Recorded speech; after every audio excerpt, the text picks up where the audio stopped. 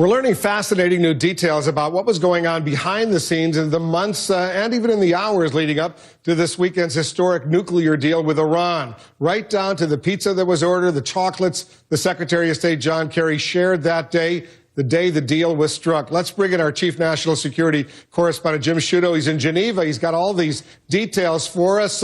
So walk us through a little bit of what happened, Jim.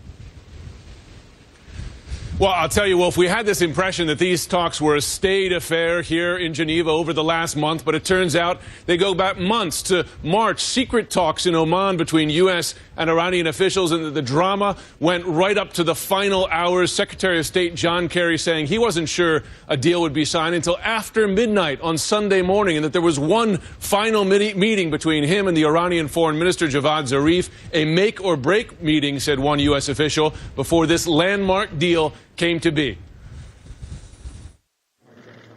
The landmark nuclear deal was signed and celebrated in public in Geneva, but it was first negotiated in secret, including talks far away in Oman between U.S. and Iranian officials. Secretary of State John Kerry made some of the first outreach to Iran while still a senator more than a year ago. And right up until the final moments early Sunday morning, after breaks for pizza and chocolates, he wasn't sure a deal would happen.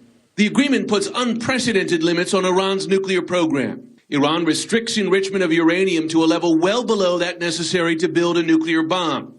It dilutes or converts its existing stockpile of enriched uranium. And Iran allows intrusive daily monitoring of nuclear sites, including the once secret facilities at Natanz and Fordo.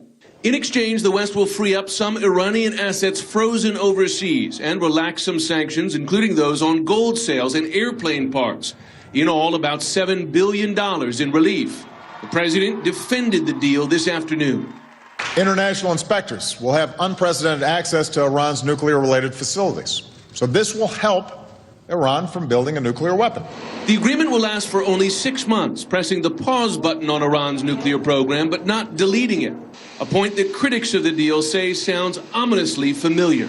In the 1990s, North Korea agreed to freeze its nuclear program in return for sanctions relief. But they broke their promises, and in 2006 shocked the world by conducting their first of 3 nuclear tests. Well, I've seen a movie like this before called North Korea Did Not End Well. I don't think this, what does this deal accomplish in terms of the end game? The end game is to dismantle the plutonium reactor. The end game should be to stop enrichment. This still allows 18,000 centrifuges to stay in place. Administration officials counter there is unprecedented verification in the deal that would uncover any cheating immediately.